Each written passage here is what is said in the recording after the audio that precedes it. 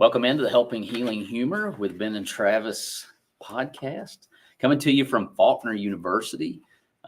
We love Faulkner. We're at the lectureships this week, and on this episode, we'll be talking a little bit about the lectureships and also the big debate that's coming up on Thursday. And so if you're listening to this in podcast form, it is not live, but if you're on YouTube right now or Facebook, it's coming to you live. And so we're thankful for you listening in, whether it's as we're live or later on, but we'll get to an important conversation with President Mitch Henry right after these important messages about Faulkner University.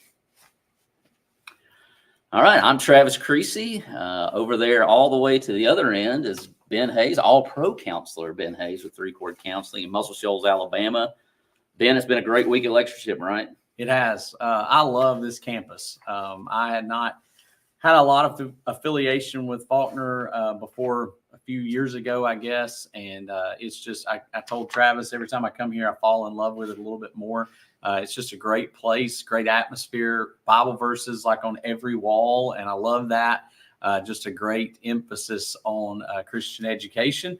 Love the people here and love President Henry and all that he does. And just always glad to have you on the show with us. It's great to be on the show with you, Brother Ben and Travis. I appreciate what you do so much. You reach out to so many folks and you're impacting lives. And it's an honor for me to be here with you today. We're thankful to be on campus. It's always a great drive down. It's a beautiful place to be. And we've seen you running all over the place, trying to be, I'm sure, in several places at one time. But, man, it's just been a great event. We've heard some great speakers. It's kind of one of those things where you wish you could be in about 3 different places because they're just so great presenters, so many great presenters. And we've been able to present every day and look forward to in just a little while putting in our last lesson. But it's been great. And, of course, like I mentioned, the big debate tomorrow that's happening on campus. Yes. Really enjoyed last year's. Was just a great event. Well done. And just enjoyed that. We are going to have to go back home, but as a Bible teacher at Riverside, I'm sure that the debate will have it on in the classroom with my students as we did last year. So just appreciating the great event y'all are having here. And Absolutely. And of course, tomorrow. Appreciate you pulling up the live stream. And please go to faulkner.edu, folks who are watching out there, and pull up the live stream. We'd love for you to see it live. But then, of course, we'll have it posted on YouTube. It'll be out there on the internet. And I hope you can enjoy it, use it as a resource, hopefully. The debate is going to be so relevant. If you're watching us from the state of Alabama, you know that in the Alabama legislature last year, we were one vote away from having massive, comprehensive casino, sports, lottery, and betting throughout the state of Alabama. And it was a really odd moment in the history of the state for that to happen. And what's interesting about the debates, if you follow the news and looked at things, is unlike previous years when there's been a lottery bill in the state, there was little messaging or discussion even in public discourse about whether or not gambling is moral. And so our debate topic is gambling moral? Yeah. And we're fortunate to have 2 excellent folks that will be involved in the debate. Bill Pascrell, who is from up north. He is with the lobbying firm, the Princeton Public Affairs Group. He's Seton Hall, I think, is the law school he went to. Extremely intelligent, articulate man, has a background in the Catholic faith. He is going to take the position that gambling is moral. And Dr. David Hester, who is in the Bible department and ministry, primarily a ministry-focused professor, is going to take the position that gambling is not moral. And we're excited about that. It'll be a 2-hour debate, follow the format like we did last year with Brother Kyle Butt and the nationally known skeptic and atheist Michael Shermer last year. So we'll take a similar format, and it'll be a formal debate. won't be like these presidential and vice presidential debates. Well, I'll say that was very refreshing last year. Oh yeah, it was great. And I've seen Dr. Sherman on several different movies and documentaries and things, so that brought a lot of credibility. And you're saying just the same with Mr. Pasquarel is that articulate you're going to have, and the back and forth and the kindness that is shown. And I was just really impressed. And if nothing else, obviously there's a lot that my kids gained from seeing it, myself included. But just to see that, that there can be a public discourse and it not be vitriol between the two. That is so true, Travis. We're going to say I was going to say, and it was Mr. Hester that was the moderator last time. And so he kind of kept things in check if there ever, and there really never was anything that was major, but he would say, well, that's not the time for that particular part. Well, he's the one debating this time. That's right. So he's going to take care of that part. Y'all mentioned civility in discourse. If there's anything that this nation needs at this time, it is civility in discourse. Some of the reactions to the recent vice presidential debate, it was so much in contrast to the presidential debate, where both of the opponents were actually civil and courteous to one another. And there is so much that can be gained from civil discourse in a debate. You don't see it much here lately. There's almost a fear, I think, of people. If you're debating, that's a negative thing. That's a bad thing. We shouldn't debate one another. We should agree to disagree and get along. And that's not what the country was built on. We've got a long tradition of civil discourse going back to well before our founding fathers, going back in the English common law tradition. As an attorney, our common law in America is built upon the British system. And I've been going to court all my life and have for the last 29 years before becoming a college president. I made a living being civil and presenting things in a courtroom. And, a lawsuit, it's an organized fight. Yeah. It has rules and you follow the rules, but it is a fight. And it's what keeps people from dueling and killing one another and feuding with one another over civil matters. That's what I did forever. So when I got here as president, I got with our Bible department who had our lectureship had been suspended. And I said, ladies and gentlemen, we're going to bring this back. And when we bring it back, we're going to bring it back with excellence. We're going to bring it back and with an evangelistic focus. And we're going to be relevant as to what is needed. And last year started with the is the God of the Bible real? This year is gambling moral. I think we can't get much more relevant than that. I think the theme of grace just sets the stage. You're not going to show up too many folks to a place that's studying grace and come away angry at each other. But I think we're so soundbite driven in this day and age where I need a 30-second clip. Oh, yeah. And they can be fine. And there's a lot of evangelism done in 30-second clips. But kind of the desire there is to do that. And a lot of times you lose the context. And so, I just love it's kind of a long form, at least for our expectations, probably a couple of decades ago. 2 hours is very long. No, it wasn't a big deal now, years ago. But it's so nice to see in a setting that's grace. And I'll mention that in the description of this video, and there'll be the link to the Faulkner website where you can either watch that live or watch it later. I'm sure they'd appreciate it. Subscribe to their YouTube channel. I'm sure there's chapel, all kinds of good things, content on there. So be sure to do that. But like I mentioned, the whole week has just been phenomenal. We were in Miles Stutt's presentation. We're in Kyle Budd. I went to Digital Babylon this morning with Jason Helton, which was great. All of his stuff's good. Ben, you've been to a couple. John McMath's today was really great. And he did it on My Grace is Sufficient for You. Really good message there. There's just every one of them I've been in have been top notch, except for the ones we were in. I don't know that ours were top notch, but everybody else's. You had some really great. Then I've heard great feedback from our students and other folks on your sessions and what you guys do. It's so important and critical. We're living in a time post-pandemic and with all of this technology where mental health, particularly of young people, is so critical. And we're committed as a university, not just to helping our own students and encouraging them like you do so much with your podcast and your work together with students and in mental health, but we're committed to training the next generation of mental health professionals. I don't know if y'all know Heath Willingham, but Heath runs our licensed clinical counseling program for graduate students, gives a master's degree in that. And his brother Capes, who is his father-in-law, and just a wonderful, godly man.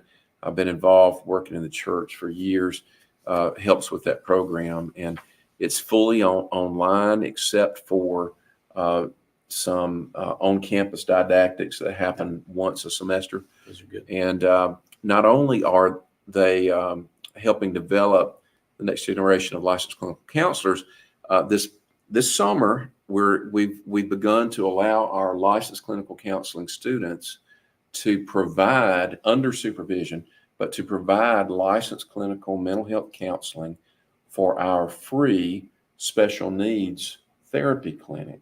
Wow. And it's got an autism clinic component. So the parents, they can go there, and the children, whether they're small children or adults, they can get physical therapy, occupational therapy, speech and language therapy, behavioral therapy, and then not just the patient, but the entire family gets licensed mental health counseling.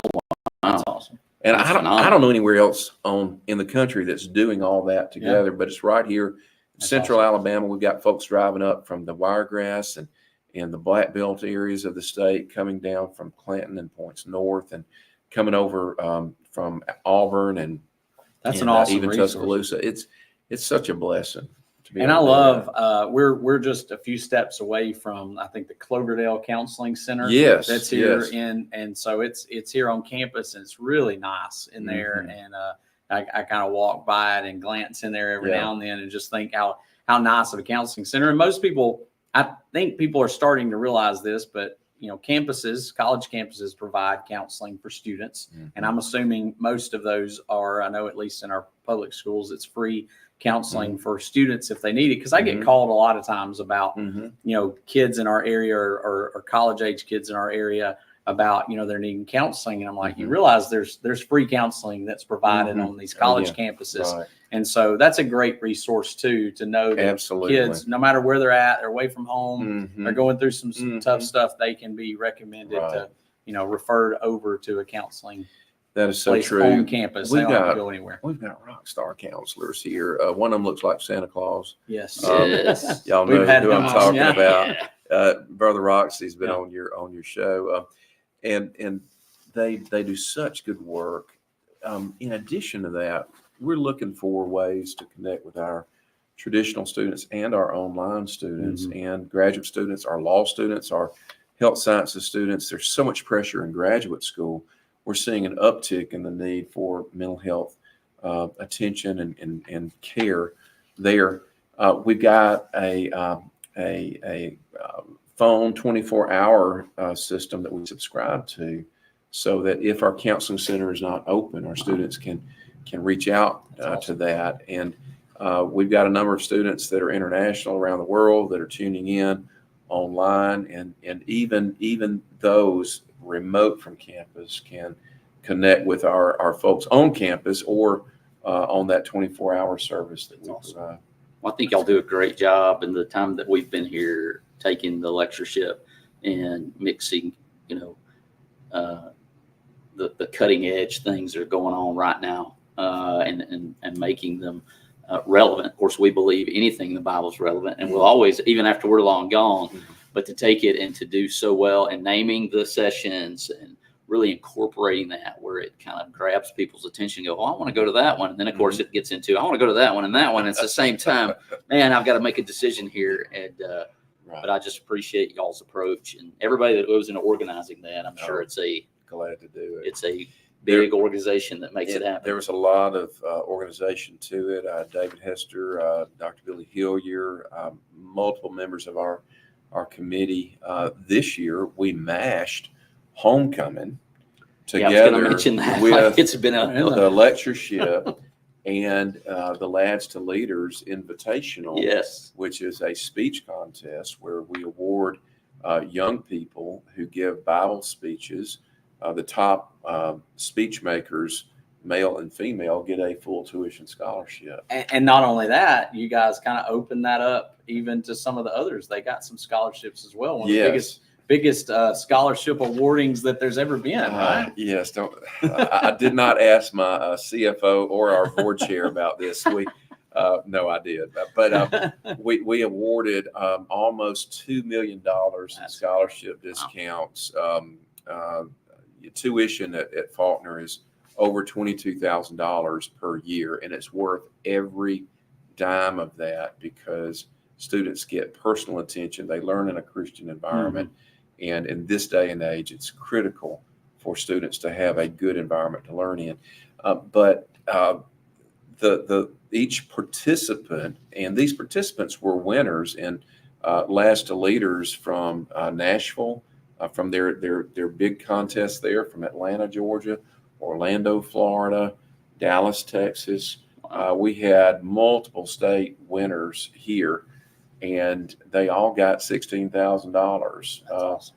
So we're excited about that. Most of them were juniors. There were a couple of sophomores, a couple of seniors, and we're excited about having those students hopefully come here and take part in the theme of this university, which is what you guys do, and that's vocational ministry. Make your career a ministry to serve other people, whatever you do. Got tremendously talented people here that work for you, but also go to school here. And a lot of them I know, and it speaks to their kindness that they're so kind to us and treat us so well when we're here. But we know you're busy. We all have other sessions we want to get to for sure. This is a great, almost a week off for us. I mean, we got to come down here and soak in things and learn, and then we got to teach a little bit. It's kind of a retreat feel for us. And so what is it like having the week off for you? I mean, right? It feels like it's been a week. I was going to say, what's it like? For 2 weeks. I'm so worn out. This started. What's it like being the president of a university on a week like this? So let's go back a week ago. Thursday of last week, we announced our homecoming court at Chapel. That afternoon, we had intramural contest, softball and basketball, 3-on-3 work. We had a area soccer games, and then we had Midnight Madness.